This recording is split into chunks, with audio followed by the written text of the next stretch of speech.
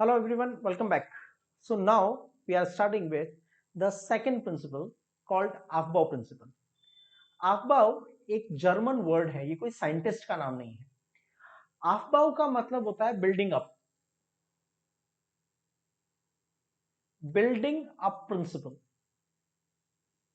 Building up. When you are constructing something, सबसे पहले आप क्या बनाओगे? ग्राउंड फ्लोर, फिर फर्स्ट फ्लोर, फिर सेकंड फ्लोर. इसमें तो कोई ऑल्ट्रेशन नहीं हो सकता. पहले फर्स्ट फ्लोर बना ले, बाद में ग्राउंड फ्लोर बनाएंगे, ऐसा तो कुछ पॉसिबिलिटी नहीं है. इलेक्ट्रॉन्स पे भी यही रूल एप्लीकेबल होता है. ग्राउंड का मतलब होता है मिनिमम एनर्जी, फर्स्ट का मतलब होता है उससे ज्यादा एनर्जी, सेकंड फ्लोर का मतलब होता है उससे भी ज्यादा एनर्जी, थर्ड फ्लोर का मतलब होता है उससे भी ज्यादा एनर्जी. सिमिलरली रूल ये कहता है, building up principle, Aufbau principle ये कहता है, एक बहुत सिंपल सा स्टेटमेंट है, lower energy orbitals are filled first. मैं इसको शॉर्टेस्ट लैंग्वेज में बता रहा हूं. Lower energy orbitals are filled first.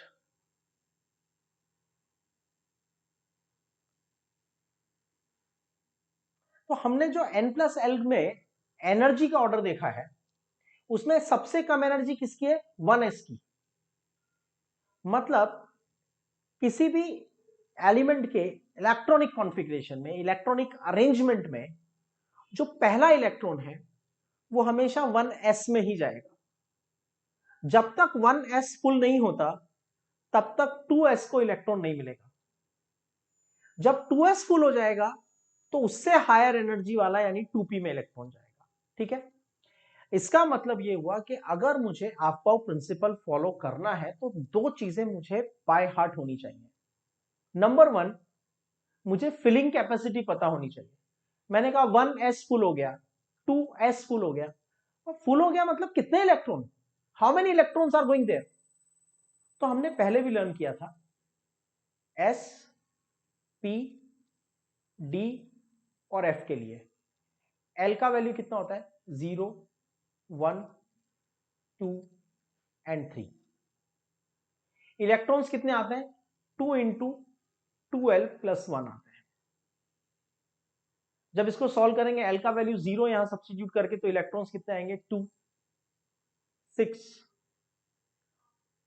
l का वैल्यू 2 रखा तो 2 इंटू 2 4 प्लस 1 5, 5 इंटू 2 10. l का वैल्यू 3 रखा तो 3 इंटू 2 6, 6 प्लस 1 7, 7 इंटू 2 इज 14. तो फिलिंग कैपेसिटी कितनी हो गई? 2, 6, 10 and 14 is the filling capacity. ठीक है. बेसिकली 4 4 ऐड करना है. 2 प्लस 4 6, 4 प्लस 6 प्लस 4 10, 10 प्लस 4 14. ये फिलिंग कैपेसिटी होती है. एक तो ये याद रखना पड़ेगा. Second thing you need to remember is the energy order. जो n+l रूल में हमने एनर्जी ऑर्डर प्रीवियस सेक्शन में प्रिपेयर किया था, this order. Now this is the time to learn this energy order. ठीक है. पहले इसको कंसेप्चुअली करेंगे, बाद में इसको लर्न कर लेंगे. ठीक, चलो देखते हैं. Principal quantum number n is equal to 1. n का वैल्यू 1 होता है तो उसमें कौन सा शेल प्रेजेंट होता है? Only 1s. n का वैल्यू 2 होता है तो उसमें क्या प्रेजेंट होता है? 2s, 2s and 2p. जब n का वैल्यू 3 होता है तो उसमें क्या प्रेजेंट होता है? 3s, 3p, 3d. n का वैल्यू 4 होता है तो उसमें क्या प्रेजेंट होता है? 4s, 4p, 4d, 4f. n का वैल्यू 5 होता है तो l का वैल्यू क्या हो सकता है? 5s, 5s, 5p, 5d, 5f. n का वैल्यू 6 तो हमारे पास क्या हो जाएगा? 6s, 6p, 6d, 6f, इसके बाद 7s, 7p, 7d, 7f. Now you may ask a question, or some of you may ask a question. अगर previous video में थोड़ा ध्यान से नहीं समझा होगा तो आपको डाउट हो सकता है, हाउ डू वी नो कि यहाँ पे SPD है, F नहीं है? हाउ डू वी नो यहाँ पे SP है, DF नहीं है? हाउ डू वी नो यहाँ पे P है, S है पर PDF नहीं है? तो सिंपल, L की वैल्यू से पता चल गया. L की वैल्यू क्या होती है? 0 to n-1. यहां n का वैल्यू 3 है, तो 0 to 3-1. 0 to 3-1 का मतलब 0 to 2. 0 to 2 का मतलब हुआ 0 1 2. 0 1 2. That's it, simple. और 0 का मतलब S, 1 का मतलब P और 2 का मतलब D. That's how we have solved it. And further 5 में, 6 में और 7 में हम F के बियॉन्ड नहीं जाते. मैंने आपको पहले भी लॉजिक बताया था, बिकॉज इतने इलेक्ट्रॉन्स हमारे पास नहीं है. तो ये हमने बना लिया कि किस शेल में कौन से सब शेल प्रेजेंट हैं. समझ में आ रहा है आपको? फर्स्ट शेल में केवल स्फेरिकल प्रोबेबिलिटी एरिया होता है. सेकंड के अंदर स्फेरिकल और डंबल दोनों होता है. थर्ड के अंदर स्फेरिकल, डंबल, डबल डंबल तीन होते हैं. Fourth, fifth, sixth onwards spherical, dumbbell, double dumbbell and complex चारों प्रेजेंट होते हैं. ये हमने लिख दिया, शेल भी लिख दिया, सब शेल भी लिख दिया. मतलब कौन से नंबर का प्रोबेबिलिटी एरिया है वो भी बता दिया, और उस प्रोबेबिलिटी एरिया की शेप क्या है वो भी बता दी. अब एनर्जी का ऑर्डर, ठीक है, एनर्जी का ऑर्डर लर्न करने से पहले मैं आपको एक छोटी सी ट्रिक बताता हूं. आपको क्या करना है, यहां से इस तरह से एरो ड्रॉ करना है, और अब इस एरो के पैरेलल आपको बाकी के एरो ड्रॉ करने हैं. ठीक है, इसका पैरेलल एक और एरो ड्रॉ किया, फिर इसके पैरेलल एक एरो ड्रॉ किया,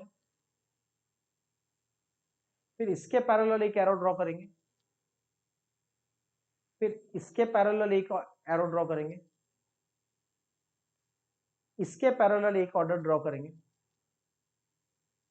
इसके पैरेलल भी एक एरो ड्रॉ करेंगे, इसके पैरेलल भी एक एरो ड्रॉ करेंगे. ठीक है, अब आप ध्यान से देखो तो आपको एनर्जी का ऑर्डर एक्चुअली मिल गया. सबसे पहले क्या क्रॉस किया, 1s. ठीक है, तो सबसे पहले हमने लिखा 1s. ठीक है, चलो, तो सबसे पहले हमने लिख दिया 1s. उसके बाद एरो ने किसको क्रॉस किया, 2s. उसके बाद किसको क्रॉस किया, 2p3s. 2p3s. फिर एरो कहां जा रहा है, 3p4s. पीछे से चलना है, जो एरो का डायरेक्शन है उस डायरेक्शन में जाना है. तो नेक्स्ट क्या आया, 3p4s. नेक्स्ट क्या आया, 4s के बाद क्या आया, 3d 4p 5s. 3d 4p 5s. उसके बाद क्या आया, 4d 5p 6s. 4d 5p 6s. उसके बाद 4f 5d 6p. 4f 5d 6p और लास्ट में क्या आ रहा है, 7s.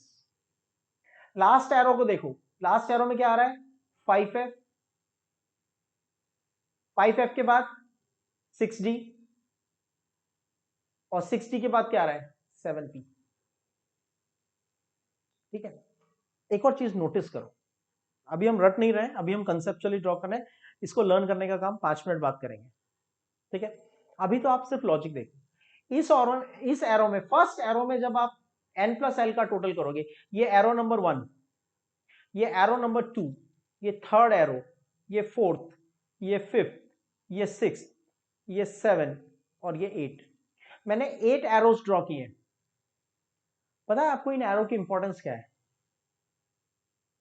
किसी भी एक एरो को सेलेक्ट कर लो, किसी भी एक एरो को, और उसमें n प्लस एल का टोटल करके देखो। सपोज मैंने इसको सेलेक्ट कर लिया और फिर n प्लस एल का टोटल चेक किया, 5। s के लिए l का वैल्यू कितना होता है? 0। 5 प्लस 0 5। p के लिए l का वैल्यू कितना होता है? 1। तो 4 प्लस 1 5 3। और d के लिए l का वैल्यू कितना होता है? d के लिए l का वैल्यू कितना होता है? 2। तो 3 प्लस 2 5। और एरो का नंबर भी क्या है? 5। Each of the arrow is representing the total of n plus L. ठीक है, तो यहां पे n plus L 1, n plus L 2, n plus L 3, n plus L 4, n plus L 5, n plus L 6, n plus L 7, n plus L 8। और जब n plus L का value same है तो इसका प्रिंसिपल क्वांटम नंबर 3। इस पूरी line को देखो, this line, take any line, let's say this line, जो मैंने हाईलाइट किया, इस लाइन को देखो। इस लाइन में 4f 5d 6p और 7s, सबके लिए n प्लस एल का वैल्यू कितना आ रहा है? 7। प्रिंसिपल क्वांटम नंबर, अगर n प्लस एल का वैल्यू सेम होता है तो हम किसको कंपेयर करते हैं? अगर n प्लस एल का वैल्यू सेम होता है तो हम किसको कंपेयर करते हैं? n को। 4 5 6 7, 4 5 6 7, ये हमें मिल जाएगा इंक्रीजिंग ऑर्डर ऑफ एनर्जी। सो ये तो हमने डायग्राम के थ्रू क्लियर कर लिया कि हमारे पास n प्लस एल का ऑर्डर क्या है। इलेक्ट्रॉन की फिलिंग, अब दोनों प्रिंसिपल को मिला दो, n प्लस एल से आपको एनर्जी का ऑर्डर मिल गया। और अफबाउ ने कहा लोअर एनर्जी में इलेक्ट्रॉन पहले जाते हैं, हायर एनर्जी में बाद में जाते हैं। मतलब पहले इलेक्ट्रॉन किस में जाते हैं? 1s में। जब 1s फुल हो जाता है तो इलेक्ट्रॉन किस में जाते हैं? 2s। जब 2s फुल हो जाता है तो इलेक्ट्रॉन किस में जाते हैं? 2p। जब 2p फुल हो जाता है तो इलेक्ट्रॉन किस में जाते हैं? 3s। और 3s जब फुल हो जाता है तो इलेक्ट्रॉन किस में जाते हैं? 3p में। फुल होने का मतलब क्या होता है? फुल होने का मतलब होता है s के 2 इलेक्ट्रॉन, p के 6 इलेक्ट्रॉन, d के 10 इलेक्ट्रॉन्स और f के 14 इलेक्ट्रॉन्स। ये लॉजिक है। ठीक है, तो अभी हम इसको एक बार लिख के देखते हैं। लेट्स से हमारे पास है लिथियम जिसके 3 इलेक्ट्रॉन होते हैं। तो सबसे पहले सबसे कम एनर्जी किसकी होती है? 1s। और 1s से ज्यादा एनर्जी किसकी होती है? 2s। s की कैपेसिटी कितनी होती है? 2। लेकिन यहां पे इलेक्ट्रॉन कितने हैं? 3। तो ये 2 इलेक्ट्रॉन यहां पे गए और s फुल हो गया। 2 इलेक्ट्रॉन यहां पे गए, s फुल हो गया, तो बचा हुआ इलेक्ट्रॉन किसके पास जाएगा? हायर एनर्जी के पास। हायर एनर्जी का मतलब 2s में। Take one more example. Let's say if I write calcium 20। First shell में क्या होता है? 1s। सेकंड में क्या होता है? 2s 2p। थर्ड में क्या होता है? 3s 3p 3d। फोर्थ में क्या होता है? 4s 4p 4d 4f। Likewise you can write. ये जो सबशेल प्रेजेंट है वो बताइए मैंने आपको। फर्स्ट में कौन सी प्रेजेंट होती है? स्फेरिकल। सेकंड में कौन सी होती है? Spherical and dumbbell. थर्ड में क्या होती है? Spherical dumbbell and double dumbbell. Fourth में क्या होता है? Spherical dumbbell double dumbbell complex. First में एस होता है, सेकंड में एसपी होता है, थर्ड में एसपीडी तीनों होते हैं, फोर्थ ऑनवर्ड्स एसपीडीएफ एसपीडीएफ होता है। ये तो the way subshells are present. लेकिन फिलिंग का रूल क्या है? Lower energy are filled first. सबसे कम एनर्जी किसकी है? चलो यहां से हम एनर्जी का ऑर्डर एक बार कॉपी कर लेते हैं। जब तक आपको एनर्जी का ऑर्डर लर्न नहीं होता है, हम यहां से एनर्जी का ऑर्डर कॉपी कर लेते हैं। Okay, so we just take the energy order from here.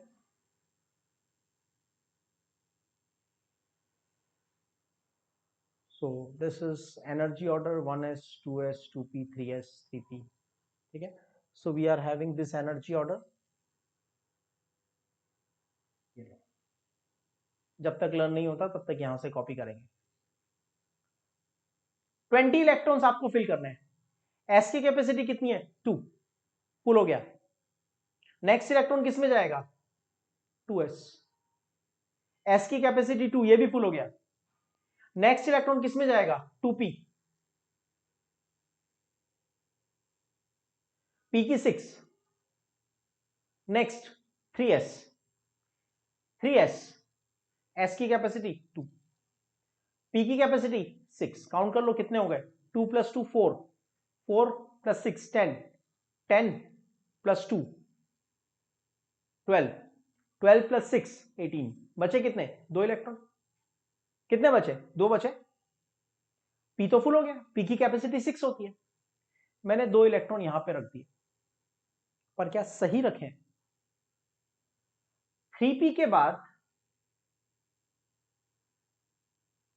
3p के बाद एनर्जी सीक्वेंस में कौन आता है? 4s। 3p के बाद एनर्जी सीक्वेंस में कौन आता है?